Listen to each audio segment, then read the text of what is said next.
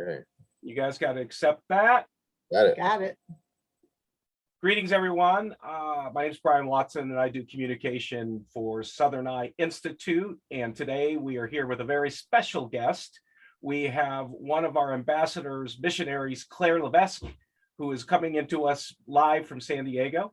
And this is a little bit of a Zoom reunion. So we're basically just going to have Claire share her adventures that happened in June of 2017, so she can take us with her and Dr. Kathy and Tom and let us live vicariously through their experiences of the mission trip that happened in June. Without further ado, I'd like to introduce, obviously you can see in the big screen are the good Dr. Kathy and Captain Tom Lewis. And Claire, if you'll just introduce yourself and share some story about that. And if you would like me to bring up a picture that you sent me for show and tell, we'll go from there. Without further ado, Claire Levesque.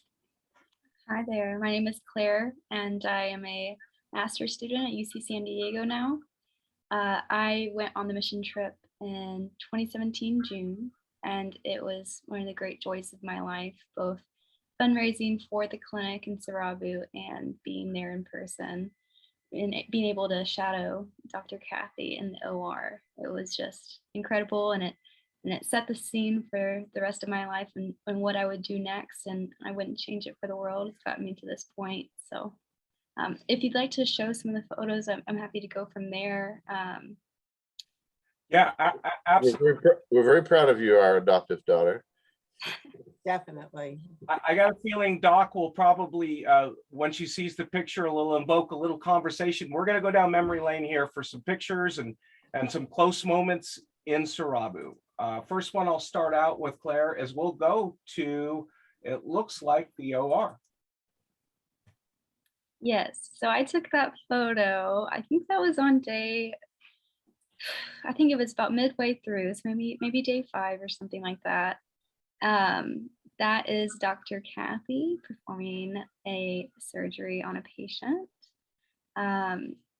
Essentially, I got to shadow most of the surgeries day to day and see some things that I had not yet seen. At the time, I was hopeful to go into medical school, which I didn't end up doing, but this laid the groundwork for me studying for the MCAT, me shadowing more surgeries back in the US. And it was just incredible to see this in person in Serabu, the way that they were able to complete surgeries and just rally the staff there. It was something very beautiful to see. It is amazing how our staff there takes such ownership of the work that we're doing there. They're very proud of what they're doing. They love that they're restoring light, the eyesight to these people, and that they're just so supportive of the whole thing. It's not just a job for them. They truly feel they're called to do this work, and it is a beautiful thing to witness. And I have to say, incredible kudos to you as well, because you've created this environment where they've learned through you, and they are fully capable when you leave them behind to see patients who come back. And so it's just incredible, this environment you've created of self-sustaining. But Claire, you were more than just a shadow. You were a see one, do one with everything except the actual surgery, I think. I suppose so, yes. I was constantly applying lidocaine to patients, and it was pretty incredible bouncing between the different rooms and between the optometrist and Sister Linda, I think. Sister Linda, that's right.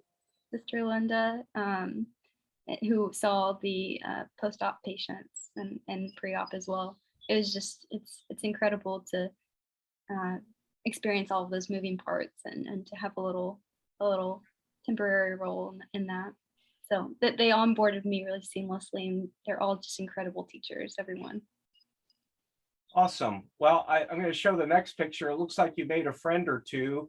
Let us know what this picture is all about. Okay, so that is Sister Linda. I'd like to say an aunt I didn't know that I had. She was so kind to me, and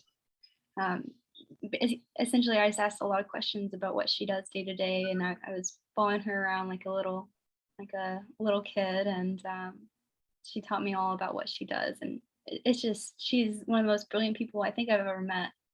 And being able to be in her shadow for a few weeks was just really humbling. She is incredible. She does things as an ophthalmic nurse that most optometrists in the United States wouldn't even attempt. And Yeah. she has a fund of knowledge that just doesn't stop. And when she speaks to the patient, it sounds like she's yelling at them, but she's not. That's just Sister Linda. Yeah, an incredible personality to go on top of it all. Absolutely. Strong lady. Strong lady, very strong. Doc, you mentioned the word sister. Is that just because of a sister in Christ or a sister, or what do you mean when you say sister? In these underdeveloped countries, the nurses are always called sister. Okay. So she's not a religious sister, not a nun, but the nurse, the prefix for the nurse there is sister. So Sister Linda is a nurse. Well, and oftentimes in the early hospitals that were developed in these third world countries were developed by nuns, you know, and so they were called sister because they were a sister. Well, that's true. And Yeah. the name just carried through for all nurses. Ha, fascinating. All right, who's your next friend, Claire? Here we go. I also think it's really symbolic of how devoted she is, which is incredible. That is in the patient waiting room. That's my good friend Dora, who has since had 2 children. She's an incredible nurse. I think you would call her a nurse. Do you know Kathy? She's sort of like Maybe An a onboarding professional. assistant nurse. assistant nurse. Yeah. Assistant nurse. She doesn't have really a nursing degree, but yeah. Well, Nurse well, technician. she was so incredibly sweet, and we still have we're still in contact, which is Oh, really good. I'm glad to lovely. hear that. That's Not great. not as close as Francis will be a friend for the rest of my life. We all love Francis. Yeah. I'm so thankful for him. But yeah, that's Dora, You have a and picture of Francis? Did you send one? I think so. I think I sent 1 or 2. Well, let me see if this is Francis. I'm just going to take a guess for process. Oh, there is a couple. There's the beloved hug there, I think. Is it? Oh yeah, that's Oh, Francis. yeah. He's one of the most incredible people I've ever met in my life. I think I won't ever meet anyone like him again. And I hope to see him again one day. I'd love to go back. The story of Francis is that he rotated with us as a medical officer. They have to rotate through different specialties, and he was going to be in OB-GYN and work with the women that had fistulas from the female genital mutilation procedure. Oh. And then it was enamored with ophthalmology, so did a second rotation with us. And then after that, he asked about going to medical school. So we're supporting him in medical school right now. And he is in his 3rd year, 4th year. Yeah, actually in his 4th year. He's in his 4th year of medical school, and we're now investigating where he's going to do his residency, whether it might be in Rwanda or maybe we'll send him to India. But he's like top of the class. He's doing great, and I couldn't be more proud of this young man. And he every once in a while will send me a text about how he knows that God has called him to this, and he can't wait until I am no longer able to do the surgery and he can take over my hands to perform the surgery. It touches your heart. He is just so amazingly in love with the Lord and amazingly in love with caring for patients. And he's just a wonderful person. He just lights your heart up just to see him. Yeah, good from the inside out. The filter, the filter he uses is such an example for the world. If he's not in some way expressing love, then he doesn't do it. Yeah. That's our Francis. We love him. Pure goodness. I didn't know that he was considering residency in Rwanda. That's really cool. Or India. We're investigating all that. All it takes is money. Yeah. So Keep you posted. absolutely, some of the fruit of making international friends for life that you didn't know was possible, as I'm hearing. Really wrapping up for us when it's time, Claire, just some of the top of the mind fruit that you'll never forget. And it's has it changed who you are for life? As we go through a couple more pictures, and I knew you before and after. I saw a different girl come home, but but maybe you can talk about that too. But I don't want to miss some of these great pictures. And oh, now I have to know the story of this one. That is baby Claire. Her mama, Lucinda, we had briefly met a few days before, but that is a newborn child and quite adorable as well. So that was really surreal. They had named her Clara, and I got to go and meet the baby, and it was just, you don't know what that moment feels like until you're in that moment. And I'm still speechless. It's been 5 years and I'm still speechless about it to a certain extent, because to have something like that, have someone be so smitten with both, I think it was particularly Dr. Kathy's mission there, that they wanted to honor that and name it after someone. It's just, there are no words. And that happens quite often. I mean, there are a lot of young children there in Serabu that are named after, people who have come in the past. There's a little Tom, isn't there? There's a few Toms and Toms and Kathys Kathys, yeah. around. There are. There definitely are. But just look at the people behind you. Look at those smiles. Look at the joy that they're exuding. Here's people who have, minimal things of this world. They don't have food or housing, but they have such incredible joy, and they're enjoying Claire with baby Claire.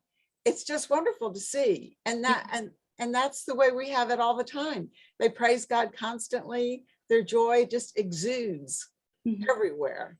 That's an incredible way to put it. You say it much better than I ever could.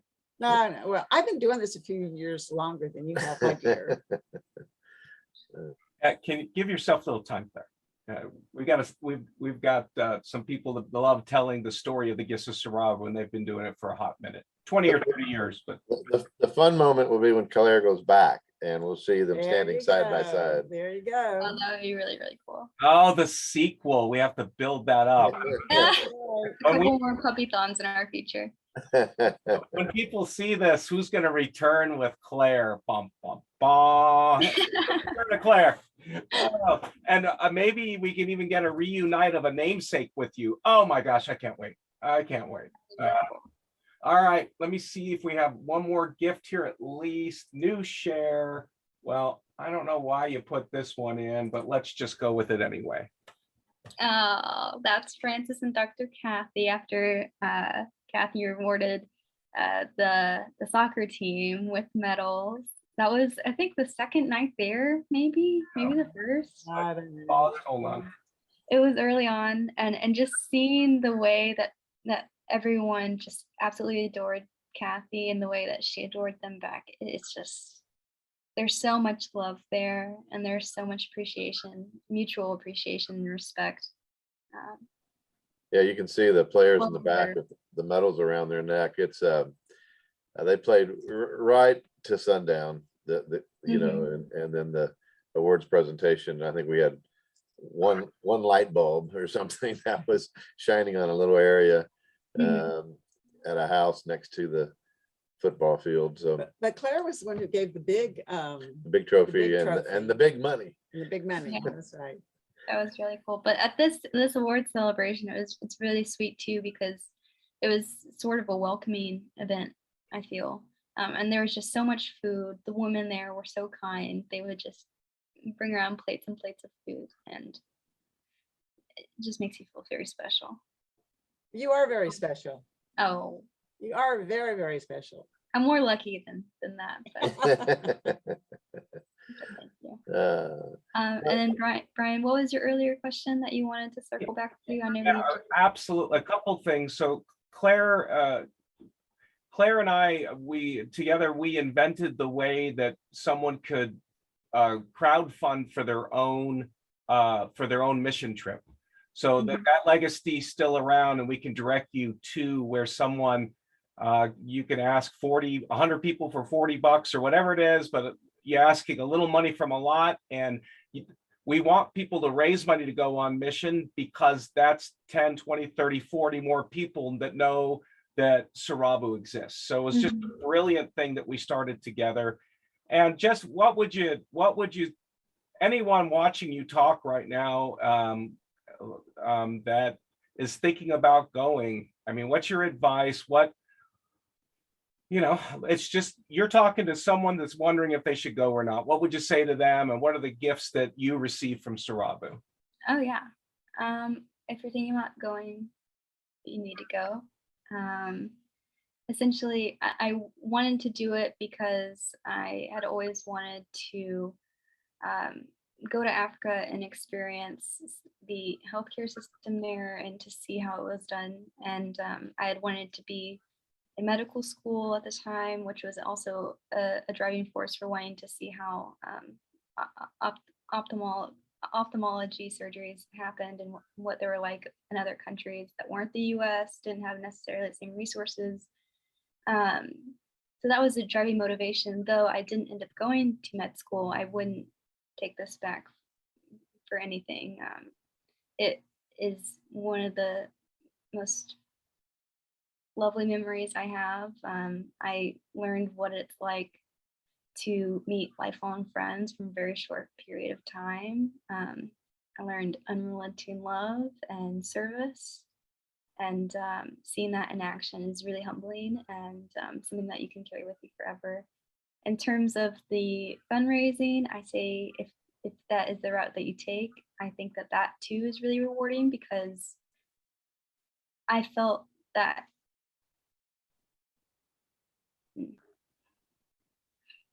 it wouldn't have been the same thing for me if I had just spent money for a ticket to go. I think that contributing to the clinic and raising money for the clinic it made it more rewarding in a sense, and it made it more fulfilling. Like I was able to give something that was more than just my presence in a clinic, trying to shadow and learn how the procedures work. So I think that too was really fulfilling, knowing that you can leave behind something that is bigger than yourself that might affect more people than just you being there watching, and maybe contributing in some surgeries as well. But if you wanted to go the fundraising route, I say give yourself some time. It took me, I'd say, about a year, and some hefty donations from family, but not everyone can afford that. That isn't to be expected. So in addition to the family donations, get creative. I was lucky enough to put together a little puppy-thon that I just dreamed up one night, and essentially just contacted a lot of local foster shelters and convinced them to bring their puppies to my school's campus and charge a little donation fee for any students that went to play with them. It was also mutually beneficial for the foster shelters because some folks signed up to either foster or adopt, and so you can do more good than just one. Like what I mean. I don't know if I'm saying that this way, Yeah. but you know what I mean. Yeah. There's a lot of ways to do good, and just be creative with it. And yeah, I'm sorry I'm not the best public speaker. No, and with Claire's permission, I will probably get a special email that if you have questions for Claire, the ones that are considering going, I'm sure as one of Serabu's ambassadors, she'll be happy to answer any questions that you have. But right now, just be easy on her as she finishes up her master's degree. But with Claire, this interview alone, as you've always been out there in front doing a lot of firsts, you're going to give other ambassadors, show them the way of it, that you're not going to die from being interviewed with Dr. Kathy and Tom and to come on No. share your story. So it's really Definitely not. so here's living proof that someone else can do this, guys. And Dr. Kathy, thank you, Claire, so much. If you can maybe close us out, or Tom, and what you like to Well, I wanted to ask Claire just a couple of clarifying questions if I could. Absolutely. Sorry. How many marriage proposals while you were there, Claire? That I accepted. No, that you were offered? I think maybe 1 or 2, and probably more behind my back, asking you directly. Yeah, that's true. They were asking me. They thought I was your father. Yeah. I was offered, some pretty nice goats and chickens. So I have to tell you, it was It's hard. it was a tough call. I'm sure. I'm sure I would have had a lot of stories to tell if you took them up on that offer. I trust we can someday expect you to join us again. Oh, I would love to, more than anything. Yeah, that's terrific. Anything you want to No. offer or ask? But we did have one young missionary went with us when he was in high school. Then he went with us again after he was married, and now that he has 3 kids, he's thinking about coming back again. So he'll be our third. Anyway, so you can't let him outdo you. That's right. Well, and for sure gone but not forgotten, Claire. Every trip since you were there in 2017. How is Claire? When is Oh, Claire coming back? We miss Claire. Tell Yeah. Claire we love her. Mhm. So that is too you're sweet. well remembered and well thought of. That's incredibly sweet. But the other volunteers get asked about Yeah, too. yeah. I mean, like you were saying, you kind of make some Lifelong. pretty deep friendships Mhm. in a jammed up, crazy, few weeks. But life changing to be sure. Yeah. Well, those were my main No, questions. that's good. That's great. So good to see your sweet face, Claire.